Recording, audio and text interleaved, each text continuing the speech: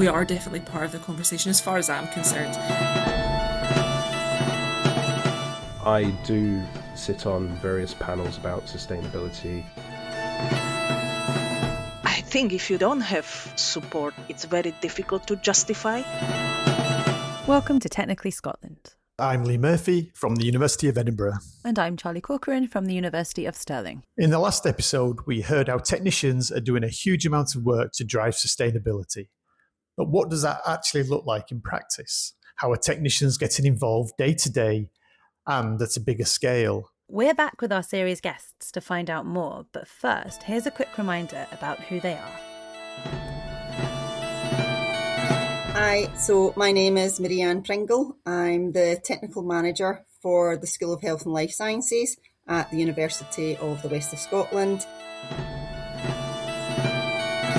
I am Dr. Michael Capeness. I'm a lab manager at the School of Biological Sciences at the University of Edinburgh. My name is Zephyr Liddell, and I'm a print and dye technician in textiles for the Technical Services Department at Glasgow School of Art.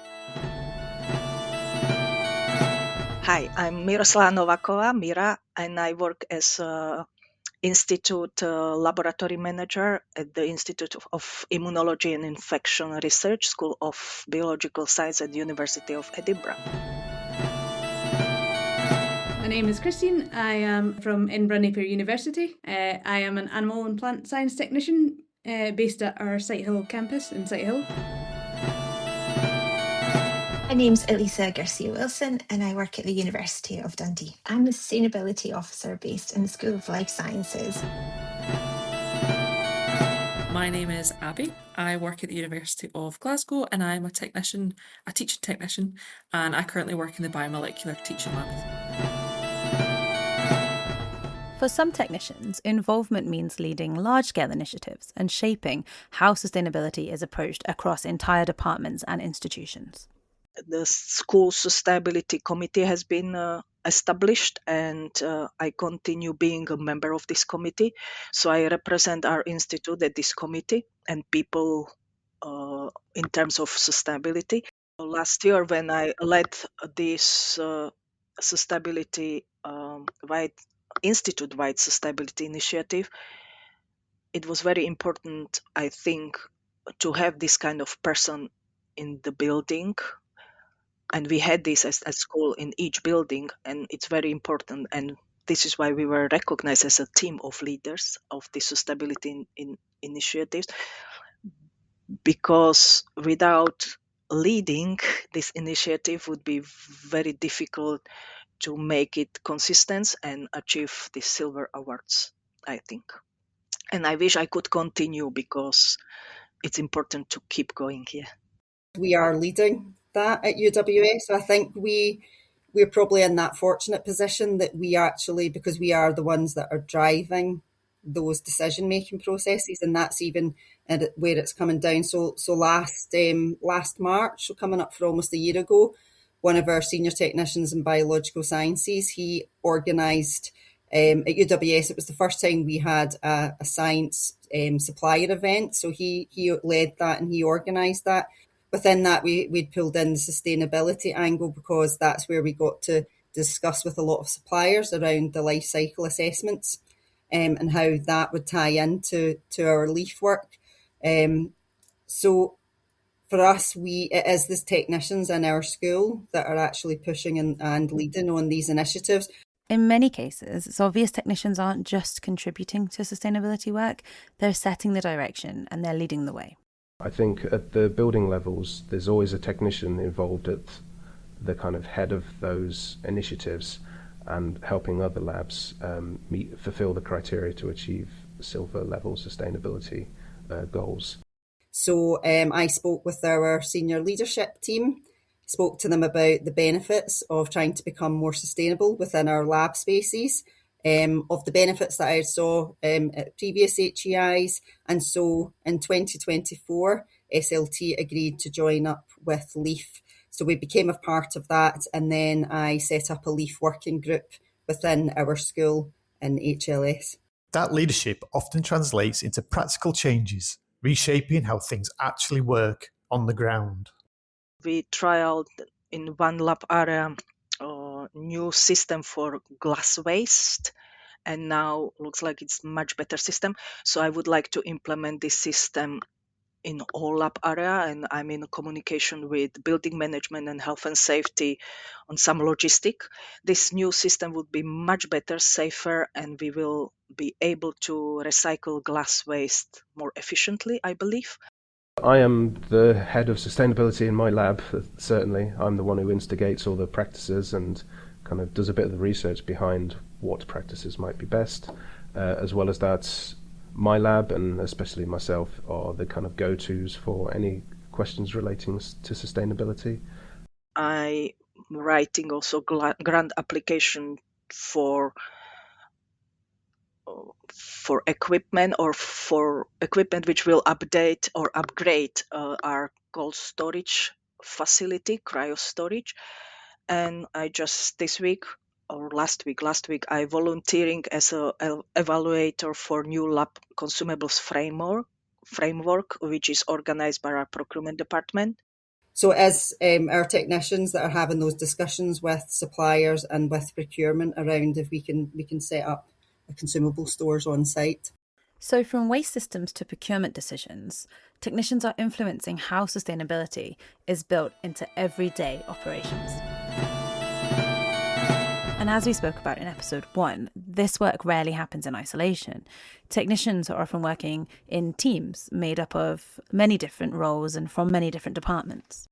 I do sit on various panels about sustainability. I'm part of the school's sustainability steering group. As well as that, day-to-day people come and ask about what's the best sustainable practice to achieve X kind of output. A technical team meet regularly to discuss procurement and sustainability updates, so the whole team can contribute towards this shared goal. Our technicians have a Green Lab group, which meet up a couple of times a year. Green Lab group is a great forum for bringing up anything, and occasionally other school technicians will join. Sometimes those conversations lead to change, and sometimes there will still be restrictions on what can be done about those ideas, though, but at least feel heard. And I also believe that if I wanted to bring up something higher in the university, they would be willing to listen. For others, involvement looks different. Less about formal structures and more about influence. At Glasgow School of Art, there is a lot of opportunity as a technician to kind of influence and change what's in the delivered programme. So we try and instill this in our laboratory and field environments in what we do. Sustainability is present every day, whether it's reusing petri dishes in the laboratory or if we can re-release freshwater invertebrates after studying them in the field. We can then demonstrate these behaviours to our students, build them into our programmes and encourage them to take this sustainable practice with them away with them when they graduate. Informally, we're just talking about it all the time, to have conversations with students constantly. Why are you choosing to print on plastic? Why have you chosen polyester? Is it virgin polyester? Have you got it from a charity shop? Are you printing on it because you found it and it already exists? How are you going to recycle your work when you're finished? Where's it going to go? What's it going to become? These are all the questions that are happening all the time, formally and informally, throughout everybody's work. And I think it doesn't escape any of the students, or I'd hope it doesn't escape any of the students, of how important sustainability and being aware of a climate crisis and how we graduate into that and how we design through a wider context that isn't just about our sketchbook practice or our practice as a solo practitioner. Those conversations don't just change individual projects, they shape how students think about sustainability as they move into their careers. And I think we try to encourage our students to be innovative, imaginative, and be at the forefront of change, because they are kind of entering the industry in whatever way that they go and work, whether it's as a craftsperson, an artist, or a designer for a large company. They're really going to be the people who evoke and create change. And not all sustainability work is visible. In many cases, it's just built into the day-to-day decisions that technicians make and into the way that the technicians influence how students learn, work, and think about sustainability. We have like our general waste bins, we've got recycling, we have autoclave waste, and I've recently made like a poster for trying to record how many bags of autoclave waste we go through and to see if we could potentially reduce that. So we do a lot of things like in our team, but we also are trying to maintain our gold leaf award. We turn on the dishwasher only when it's full and try to use fridges and freezers only while full and turning them off when not in use. Humid are turned off unless in use. Things that we just do every day but don't always think about. You always think about sustainability as being like plastic and, like not wasting gloves, and we also do that as well. But we are obviously trying to be sustainable about not wasting chemicals, not over aliquoting, just doing what we need to do. And we take a note of the student numbers so that we're not overusing things and things are going to waste. Even if we get a bottle of ethanol and we use the bottle of ethanol, we keep the bottle for waste. Just little things like that. These small, consistent actions aren't always so obvious, but they do shape how labs run, and they show how sustainable practices become the norm. In some places, sustainability is also becoming part of the culture. There is a section in their TIC meetings, like their technician in charge. So in their TIC meetings, they have a block for sustainability now. So they talk about that every month, which is pretty good. It was like my boss's boss that has put this sustainability portion of the meeting into their monthly meetings, which I think is really good. And I feel like we are definitely part of the conversation as far as I'm concerned. The MVLS eco group that I'm a part of, even in the meetings, we get asked our opinions, and it's quite nice. I think they do definitely rely on our feedback, which is quite nice to be involved in that sort of conversation. But being involved doesn't always mean it's easy. So we've had certain academics that have kind of pushed back against some of the sustainability practices which we've been trying to roll out, despite them being kind of school-wide initiatives. They've been a bit curmudgeon-y and a bit against it because they feel it might take away time from the research and the things they're paid to do, which probably can be seen in the feedback we've had from the last kind of sustainability year. So while technicians are clearly involved, that involvement can still come with challenges. Technicians are clearly involved in sustainability work at every level, from leading initiatives to shaping everyday practice and day-to-day decisions. But that raises another question. What kind of support do the technicians actually have to do this work? Because remember what we learned in episode 1, this is very often not part of their official job descriptions. For many technicians, that support starts with the people around them. I have huge support from my line manager, and this is very important to mention because it's in terms of stability, it's not as I said in my job description. So whatever I want to do, I have to have approval on discussed it with my line manager.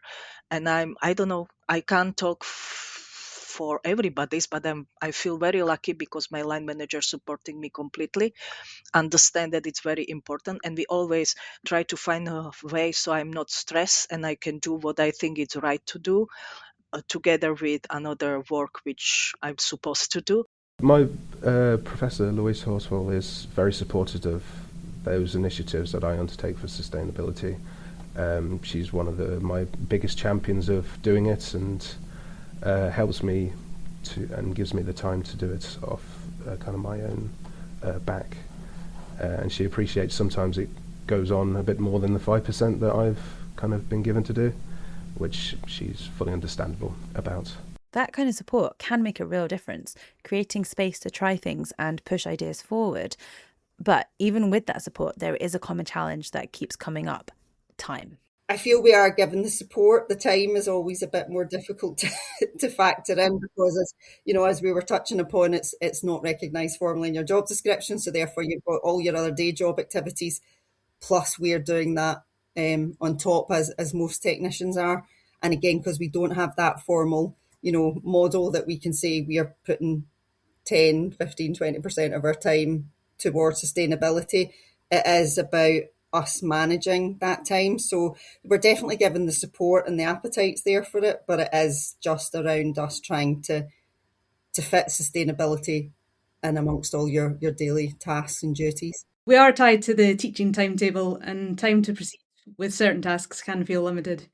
We're wanting to proceed with our leaf submissions again, but our department hasn't had the time to all work through the framework together, even though we're sure that most of it is covered in what we are actually doing on a daily basis. And many people I know from discussion with them, they simply don't have time for this. So I think it's very important, this change. Yes, I think we need to have sustainability in our job description, so we allow to spend some time with these tasks. So even when the work is being done, finding the time to formalise it, develop it, or build on it can be very difficult. And a lot of the support is informal. It depends on individuals and on supportive managers or motivated teams. I think if you don't have support or approval from your line manager, it's very difficult to justify why you want to do this and why you do this. So I'm quite lucky, like our team is quite sustainability conscious, so we all like make an effort to obviously like learn about sustainability. That informality means it's not always consistent and it's not always guaranteed. Part of the challenge is that sustainability work often sits outside formal roles. Sustainability as a keyword is not in my job description, so I have to find a balance to manage my time. If I constantly have to think how to balance my time and how to fit sustainability activities in my everyday work, it's quite challenging and not good. It's not the right approach. It's not recognised formally in your job description, so therefore you've got all your other day job activities, plus we're doing that on top as most technicians are. And often it depends on people giving their time on top of everything else they do. The people on my green teams, the people that come and help me pack gloves into giant bags, the people that show up for litter picks and all, they're the real heroes because they are the ones doing it as not part of their recognised jobs. I'm paid to do this. So, but then I can't really do an awful lot without all of the goodwill of all of these people that give up portions of their day. And I think it's so important to say that. It's so important.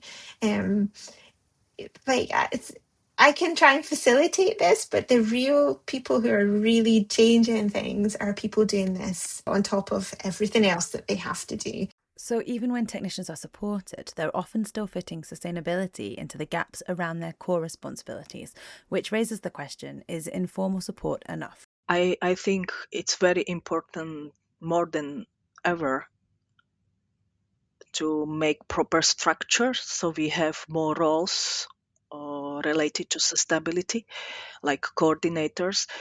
For instance, we have a coordinator, sustainability coordinator for college, for whole college. It's not enough. I think we need more coordinators on maybe school or department, even institute level. Would have the majority of their job description would be related to sustainability. I think we cannot rely on volunteering and few enthusiasts anymore. It's getting more serious and required more time, and we need proper structures with roles related to sustainability. As sustainability work grows, so does the time, coordination and resources it requires. And I think it's very important also to have not only manpower but also resources. So allocated budget to improve, to implement sustainability initiative, have a chance to upgrade equipment system in terms of cold storage, water, chemicals. It's not cheap. Attend training conferences related to sustainability. That all cost money. Without that structure, even motivated teams can struggle. Yeah, I'm not surprised many people now says I don't have time for this. So while support is there, it doesn't always translate into capacity. And in many places, technicians feel supported, they are encouraged and they're trusted and given space to contribute. But that support often relies on people rather than systems, which makes it fragile. Support matters, time matters, structure matters. But sustainability work doesn't happen in isolation. It happens across teams, across roles, and across entire institutions. And it's important to say this isn't just about technicians. Technicians are not alone in having these conversations. It's also coming from the academic team that we work so closely with that teaches on the course. Erin McQuarrie, who I work really closely with, is part of bringing that to the forefront of the textile degree course. So it kind of takes everybody in an institution to kind of move towards the same ideas. And we have a sustainability department. John Thorne does amazing work, but he is only one person. So trying to get the organizational structure to kind of follow along with you, it just takes a bit of drive. And so you have to carve out the time in your very busy already full year to do that. Sustainability is a shared effort, one that brings people together from across departments, institutions, and universities. I am a member of our school sustainability committee, and I represent our technicians or everybody who is involved in sustainability activities. I probably would like to explain our structure because I don't want to undermine anybody's effort, not just technicians being involved in sustainability initiative. So basically, I'm institute laboratory manager, as I explained, for our institute. We share our building and laboratories and space with another institute in our building. And during the laboratory sustainability lab awards, I represented or led also this both institute basically, and we have team of people from representative from both institute. Because they don't have lab manager in institute lab manager, so it was logical to represent both institute.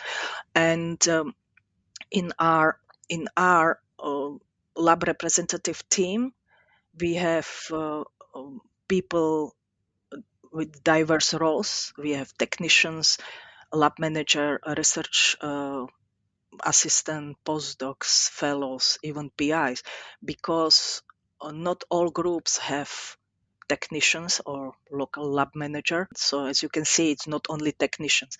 And I do my best to represent all who try to further continue in this sustainability work. So our second episode draws to a close. And we've seen that from academic staff to sustainability teams, there is a growing sense that this work has to be collective.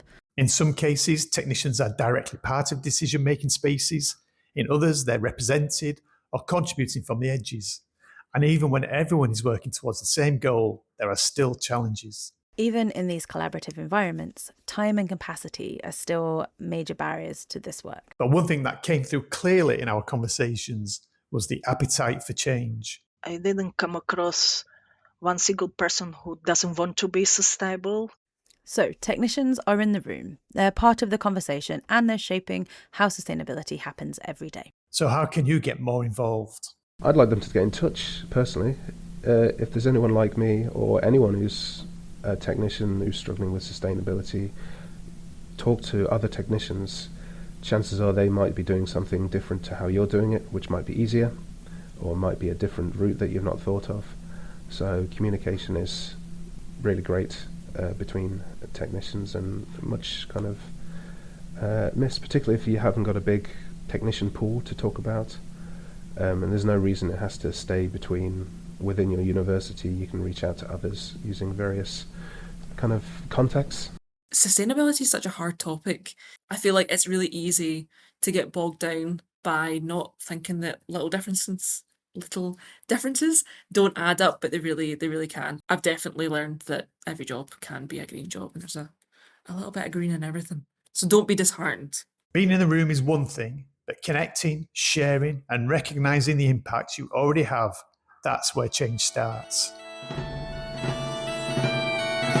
Thank you for listening to this episode of Technically Scotland. In the next episode, we'll explore what kind of visibility and recognition our guests have experienced. We'd like to say a huge thank you to our guests for this episode and for the rest of this series, and also to the Technician Commitment Collaboration Fund for their support as we bring this podcast together. Please don't forget to like and subscribe wherever you get your podcasts so you never miss an episode. And if you have a spare 2 minutes, please comment and let us know your thoughts on our episodes. You can also follow us on LinkedIn at Technically Scotland Podcast.